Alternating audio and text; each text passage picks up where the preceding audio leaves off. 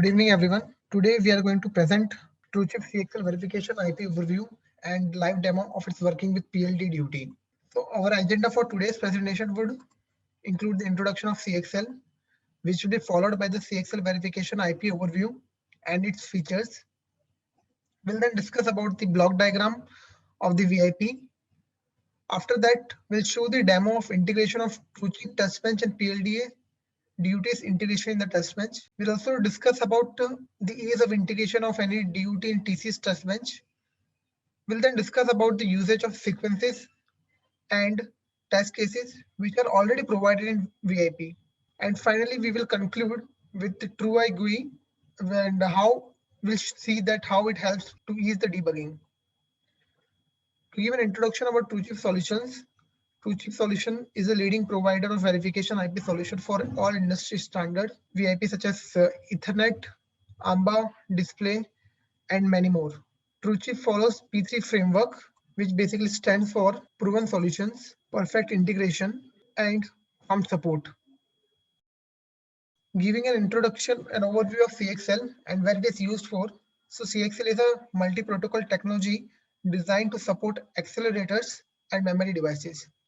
CXL is built over PCI Express and thus provides I/O semantics similar to PCI Express and caching protocol semantics and memory access semantics.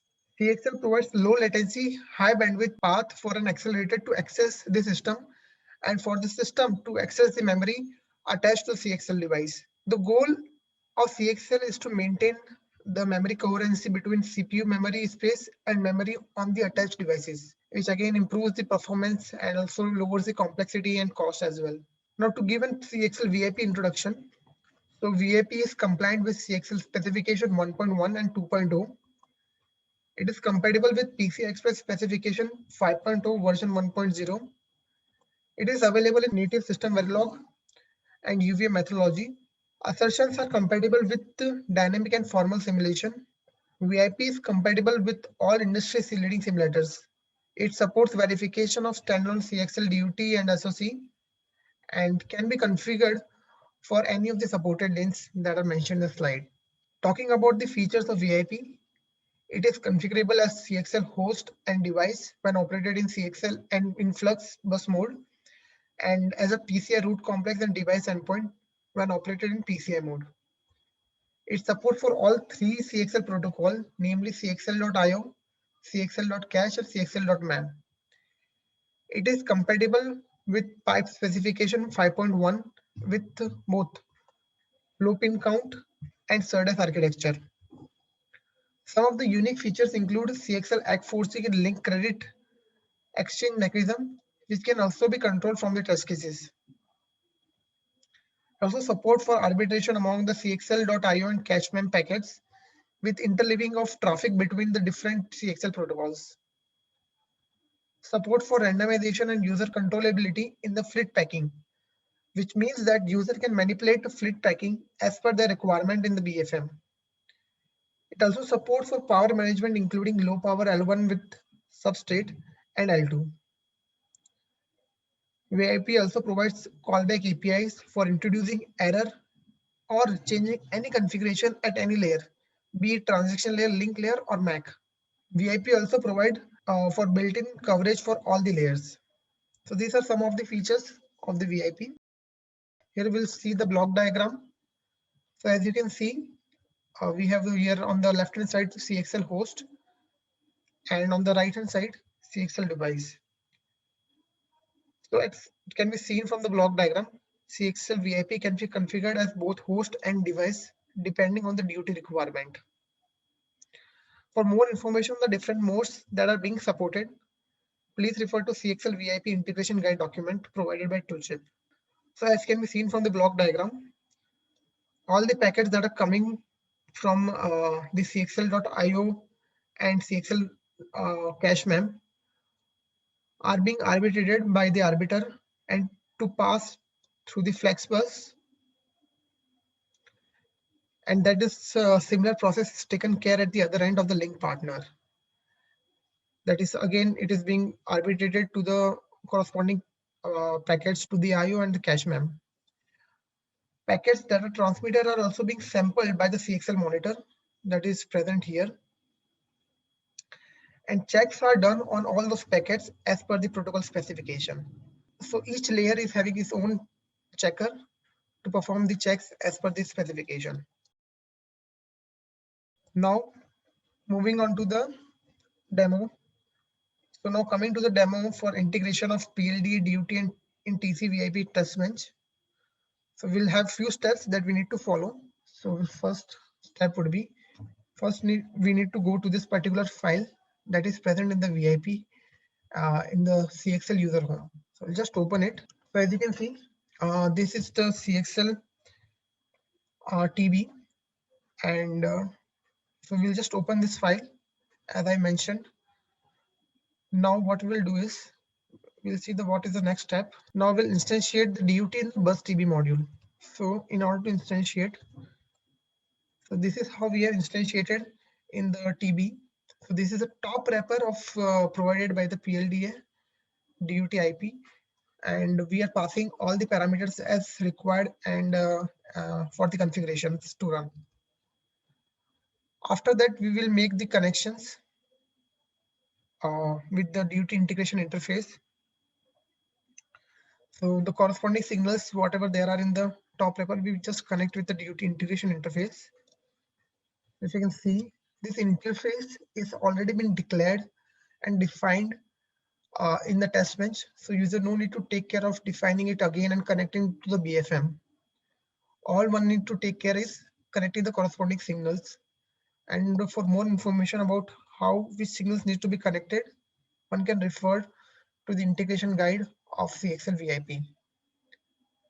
As the connection here has been made on pipe, so all you can see the pipe signals that are being connected, such as P clock change OK and P clock change egg. Similarly, we have other signals such as width, P clock rate, right? And after this, making these connections and integrating the DUT into the test bench, we'll go to the next step. Okay, this step is already been covered, that is connecting all the signals as per the DUT connection with the DUT integration. Okay, one more thing is required here is that we need to again include all the files that are there in the IP. So these are all the files that we can include in the test bench only before declaring the module of before declaration of the module of test bench. That is one small step that is also will required. Now moving to the next step. Now till this point, DUT has been instantiated and all the files have been included in the test bench, but the integration, the DUT integration mode has not been set. For this, we need to go for the next step, and we need to open this file, that is tccxl PCI compile just.f file, which is present in tccxl user home. So we'll just open it, tccxl PCI compile list.f. So as you can see, it is the .f file, and here we will change the DUT type for the PCI Express. Basically, the physical layer connection that we want to make, as we are looking here to make the pipe connections and not the serial connections. So we'll just change the type to 8 here. There are 12 different modes of integration that are being provided depending on the DUT type, DUT configuration, or DUT requirement that can be configured. And for more information about all those modes, one can always refer to the PCI integration guide or CXL integration guide document provided by TrueChip. After this, we also need to change the DUT type of CXL BFM, because CXL is basically the combination of both PCI Express. Above that, we are also having CXL.cache mem for cache, maintaining the cache currency. So here we are also changing the type to the host for as a CXL DUT type. So 0 represent that host is the BFM and device is the DUT, right? And there are certainly more modes which can be configured for the same. After this, all the steps, all the modes has been changed. All we need to do is including all the files of the IP. Here we have set the environment variable and included all the files. or all the directories that are required, basically, because files we have already included in the test bench. Here we'll just include the directories so that simulator can take those files, look into the files in these directories as well. Now moving to the next step. Okay, this has already been covered. That is, we have changed the type of DUT of PCI Express and CXL, and we have also included all the directories of the DUT as I just mentioned. So till this point, the integration is done, and what we need to do is only just need to pass the command. And one can see how easy to integrate, just to instantiate and making the connection of all the signals as per the DUT integration type or DUT integration mode. And to run the simulation, we have already have the command which is using the TrueChip makefile, and we'll just show you that as well. This is the command that we can use. Here you can see the different switches are passed, such as lane number, dump, speed, and debug information, if it is required or not. The test name that we need to pass, that can be passed from here. Also, we can change the version from the command line only. So this is the CXL version that we are changing. So that is a command that we can pass. Following to the next step. Next, we'll discuss about the usage of sequences and the test cases that are already there, or inbuilt sequences which are provided by the VIP. So for that, we'll just follow the few steps. We'll see few of the files. So for that, we need to go to this particular directory that is present in the CXL home, which consists of all the inbuilt test cases for the CXL. Second, we'll also look for the callbacks that are there. We'll only look for the single one callback file, that is link layer callback, because of the time constraint. And we'll move to this folder and we'll see this file as well. Lastly, we will look into the inbuilt sequences as well for the host and device BFM that are present in the TCCXL home/sequences folder. So I'll just show you how we do it. So this is the TL normal test library, as you can see. And here we have the sanity test case, which has been extended from the CXL base test. And all we are doing in this test case is doing the enumeration of CXL. So we're just calling the enumeration sequence, and it's just starting on a particular sequencer as per the normal UVM flow. So if anybody is having like normal UVM knowledge, one can start the sequence and run the test cases. After that, we just call few APIs to wait for the end test from the BFM. So this is a very simple test case. We'll just look into one more test case of error injection. So here another test case is there, which is injecting CRC error into the init fleet. So here what we'll do is, we have already declared a callback. This callback file or this callback handle we just set using this macro, that is TCCXL set LL callback. For different layer, we have different callback macros, and that is how we configure and we manage all the callbacks as well, and in all the layers for making error injection and changing any configurations. After that, we'll just set a few of the fields as per the test case requirement. So here we are putting in which flit type we want to inject the error. So it is a control flit, and what is the subtype and what is the control and all those things. After that, as this is for the link layer error injection, we'll just call the enumeration sequence again. That's it. We need to take care of all the things. The error injection is taken care by the callback and the VFM inside it. Now let's just show you the callback file that I was talking about. So this is the callback that we have called. Okay, and as you can see, this is the functions or APIs that we have, and one can manipulate or change it as per one's requirement, because all these are open. Now we will see the sequences that we are having. We'll just look into enumeration sequence, and here we are calling different multiple sequences such as PC enumeration sequence, DVSec configured sequence to complete the whole flow. We'll look into more sequences such as H2D random request. Here you can see that we are calling one particular API, which will take care for all the kind of randomization in the test cases or the sequences. And also, if you want to make the randomization or the transaction type as per the requirement, we can just pass the particular transaction type and target address, and rest of the fields that are being taken care by the API only. Similar to this, we are also having the API for device as well. This is we are showing for the host. We can also have the API for the device as well. So due to the time constraint, I will not able to look into more about the device side sequences. I'll just quickly move into the TrueEye GUI demo. So talking about GUI, there are only two steps that we need to follow. First, we need to have a command to run the GUI, and then we need to open the relevant.tc database files. I'll just show you how we can do it. And for more information about the command, one can refer to the TrueEye document that is there. It is one simple command that we need to follow, and I will just show you. So I have already aliased this particular command, this command.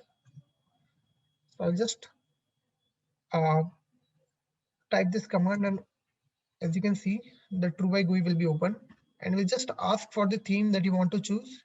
We'll just select the default theme of light, and it's done. So now the GUI has opened, and we just open the transaction logger, and we'll see what kind of log file we want to see. So for this test case, I will just open one of the PCI Express log file, this transaction level log file. There's a TL main log file. I'll just open it, and you can see that all the packets that is configured and related packets are displayed here in the tabular format.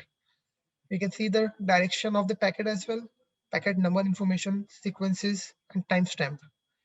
And when we click on any of those packet, we can see all the information related to that particular transaction on the right hand side.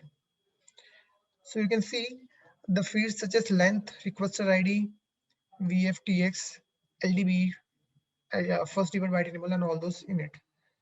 And to see the completion, we can just click on the black box here, and we'll just see the completion corresponding to that particular configuration.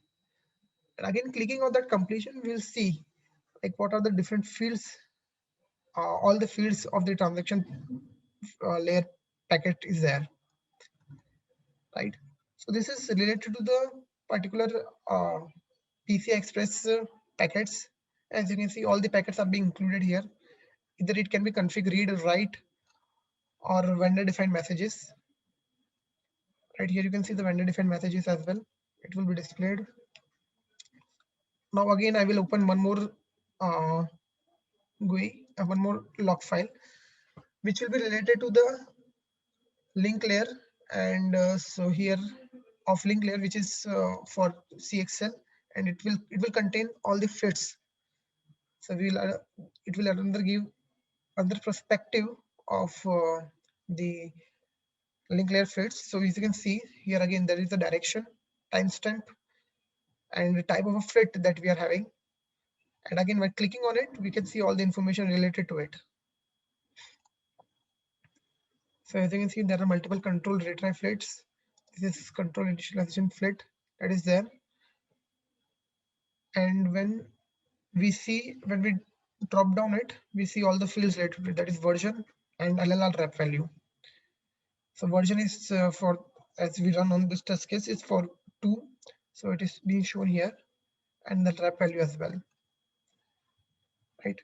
And then these are the fields, these are the directions. The device is sending packet to the host of acknowledgement, and when we drop it down, we'll see what's the value of full ACK and all those fields. So this is all related to GUI, and due to that time constraint, I'm not able to cover more log files. But as you can see, we can open relevant log files and can just see what are the different layer commands or layer fields are there, right? So that is all from my end. So what we have seen is how easy to integrate the TrueChip VIP with any duty using TC test bench. You just need to follow all these steps that I just mentioned, those 6 steps. We have also covered like how one can use the inbuilt test cases and the sequences and the callbacks for testing the DUT for the for any configurations. Also, we have finally covered like how TrueEye GUI that can be used for any debugging purpose, and different logs can be used for debugging at the different layers. On any case of any questions or more information, please contact to sales@truechip.net. And for more information, one can always go to the truechip.net.